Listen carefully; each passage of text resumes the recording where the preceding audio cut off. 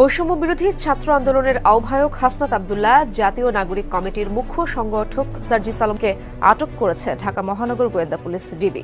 তাদেরকে রাজধানীর মিন্টো রোডে ডিএনপির ডিবি কার্যালয়ে নেওয়া হয়েছে বলে জানা গেছে।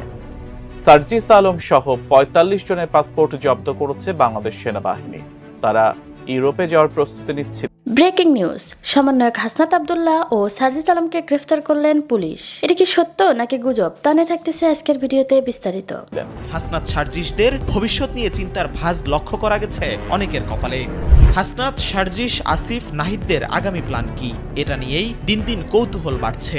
এমন মেধাবী তরুণদের নিশ্চিত সেফ এক্সিট প্ল্যানও রয়েছে। কি সেই প্ল্যান? সমন্বয়ক সার্জিস আলম ও হাসনাত আব্দুল্লাহকে গ্রেফতার করা হয়েছে এমন একটি নিউজ বর্তমান বাংলাদেশের সোশ্যাল মিডিয়াতে ভাইরাল হয়ে ছড়িয়ে পড়েছে। এটা কতটুকু সত্য নাকি গুজব, তা নিয়ে থাকতেছে আজকের ভিডিওতে বিস্তারিত। বন্ধুরা চলুন ভিডিওতে আজকের বেশি কথা বাড়াবো না, সরাসরি আজকে আমরা চলে যাব মূল ভিডিওতে। পরিকল্পনা করেই হাসিনা সরকারের পতনে ছাত্র জনতার নেতৃত্বে ছিলেন তারা।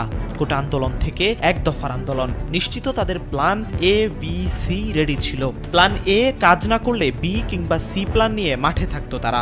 এমন মেধাবী তরুণদের নিশ্চিত সেফ এক্সিট প্ল্যানও রয়েছে, অর্থাৎ নির্বাচিত সরকার ক্ষমতায় আসার পরে কিংবা আগে কি করবেন তারা। হাসনাত, সার্জিস, আসিফ, নাহিদদের আগামী প্ল্যান কি, এটা নিয়েই দিন দিন কৌতূহল বাড়ছে। হাসিনা সরকার পতনের পর থেকে এখন অবধি বৈষম্য বিরোধী ছাত্ররা চিৎকার করেই বলছেন কাউকে ছাড় দেবেন না তারা, অর্থাৎ নির্বাচিত সরকার ক্ষমতায় আসার পর তারাও যদি কোনো ভুল করে তাহলে রুখে দাঁড়াবেন হাসনাত, সার্জিসরা। অন্যদিকে চেয়ারকে সুরক্ষিত রাখতে রাজনীতির সূক্ষ্ম পরিকল্পনার অন্যতম হাতিয়ার প্রতিপক্ষকে দমিয়ে রাখা। সে হিসেবে নির্বাচিত সরকারের কঠোর নজর থাকার কথা বৈষম্য বিরোধীদের দিকে। যারা শেখ হাসিনার মতো ক্ষমতাধরকে মাত্র ১ মাসের আন্দোলনে পালিয়ে যেতে বাধ্য করেছে, তাদের বিষয়ে যে কোনো রাজনৈতিক দলই সচেতন থাকবে।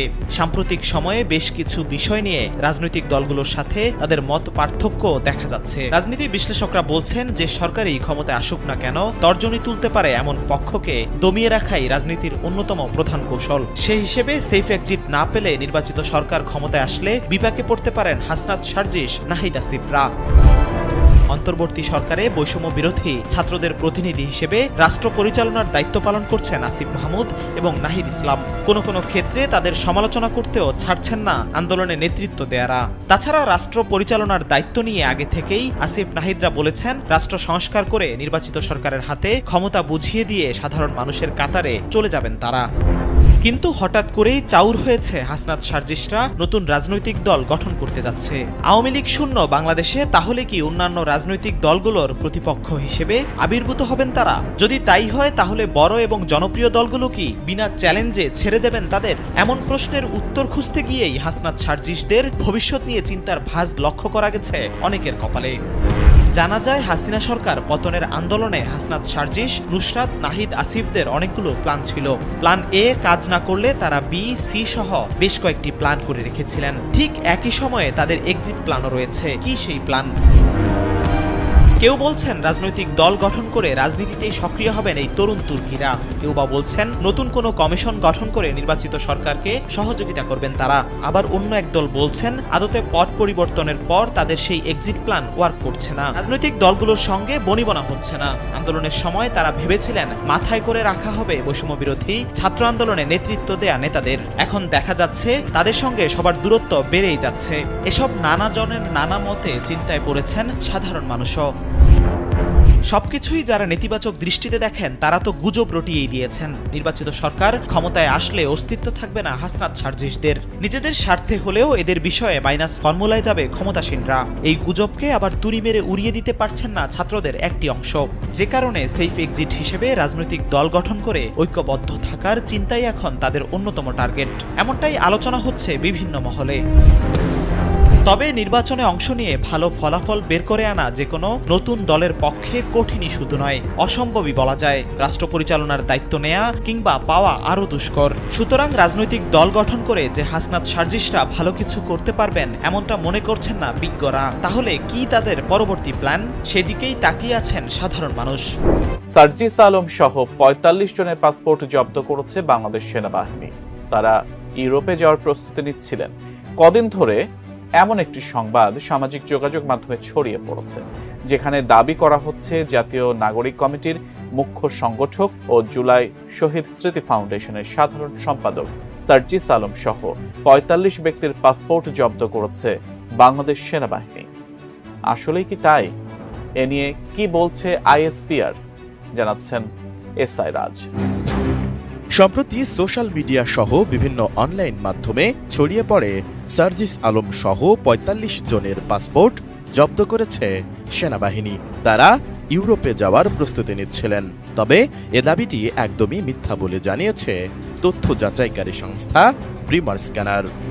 ১৫ জানুয়ারি এক প্রতিবেদনে প্রতিষ্ঠানটি জানিয়েছে, জাতীয় নাগরিক কমিটির মুখ্য সংগঠক ও জুলাই শহীদ স্মৃতি ফাউন্ডেশনের সাধারণ সম্পাদক সার্জিস আলম সহ ৪৫ জনের পাসপোর্ট জব্দ করেছে সেনাবাহিনী এমন দাবি সঠিক নয়, বরং কোনো তথ্য প্রমাণ ছাড়াই আলোচিত দাবিটি প্রচার করা হচ্ছে।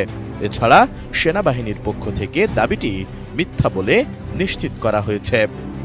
অনুসন্ধানের শুরুতে প্রাসঙ্গিক কিওয়ার্ড সার্চ করে বিবিসি নিউজ 2470 নামক একটি ব্লগ ওয়েবসাইটে গত ১২ জানুয়ারি ব্রেকিং নিউজ সার্জিস আলম সহ ৪৫ জনের পাসপোর্ট জব্দ করেছে সেনাবাহিনী শীর্ষক শিরোনামে প্রকাশিত একটি প্রতিবেদন পাওয়া যায়।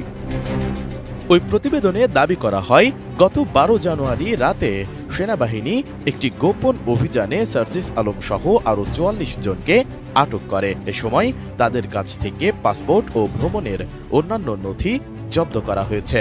ধারণা করা হয় তারা অবৈধ উপায়ে ইউরোপে যাওয়ার পরিকল্পনা করছিল। ওই প্রতিবেদনে আরও দাবি করা হয়, সেনাবাহিনীর এক মুখপাত্র জানিয়েছেন, একটি নির্ভরযোগ্য তথ্যের ভিত্তিতে অভিযান চালিয়ে পাসপোর্টগুলো জব্দ করেছেন তারা। প্রাথমিক তদন্তে জানা গেছে তারা ভুয়া কাগজপত্র ব্যবহার করে ইউরোপে পালিয়ে যাওয়ার চেষ্টা করছিল। তবে মূলধারার জাতীয় কিংবা আন্তর্জাতিক কোনো গণমাধ্যমে এ সংক্রান্ত কোনো তথ্য পাওয়া যায়নি। এছাড়া সার্জিস আলম কিংবা অন্য কোনো ব্যক্তি কর্তৃক সেনাবাহিনীর বিরুদ্ধে এমন কোনো অভিযোগের তথ্য পাওয়া যায়নি। এরপরও বিষয়টি অধিকতর যাচাইয়ের জন্য আন্তঃবাহিনী জনসংযোগ পরিদপ্তর আইএসপিআরে যোগাযোগ করে প্রিমার স্ক্যানার টিম। তখন আইএসপিআর জানায়, এমন কোনো ঘটনা ঘটেনি এবং এটি সম্পূর্ণ মিথ্যা সংবাদ। অর্থাৎ গত ১২ জানুয়ারি বিবিসি নিউজ 2470 নামক একটি ভুইফোড় ব্লগিং ওয়েবসাইট থেকে আলোচিত দাবিটি প্রচার করা হয়, যা পরবর্তী সময়ে সামাজিক যোগাযোগ মাধ্যমে ছড়িয়ে পড়ে। সুতরাং সার্জিস আলম সহ ৪৫ জনের পাসপোর্ট জব্দ করেছে সেনাবাহিনী শীর্ষক দাবিটি সম্পূর্ণ ভুয়া ও বানোয়াট বলে নিশ্চিত করেছে ফ্যাক্ট চেক প্রতিষ্ঠান প্রিমার স্ক্যানার। ধন্যবাদ প্রিয় দর্শকবৃন্দ, আমাদের ফুল ভিডিওটি দেখার জন্য আপনাকে জানাই অসংখ্য অসংখ্য ধন্যবাদ। তো বন্ধুরা, এতক্ষণ আপনারা যে ভিডিওগুলি দেখলেন, যে ভিডিও ফুটেজ দেখলেন সমন্বয়কদেরকে নিয়ে, এর ভিত্তিতে আপনাদের কি মন্তব্য অবশ্যই কমেন্ট বক্সে কমেন্ট করতে ভুলবেন না। আর হ্যাঁ, এমন নিত্য নতুন আপডেট খবর সবার আগে পেতে চাইলে এখনই আমাদের এই পিচ্চি জাগিব ইউটিউব চ্যানেলটি সাবস্ক্রাইব করুন। ধন্যবাদ।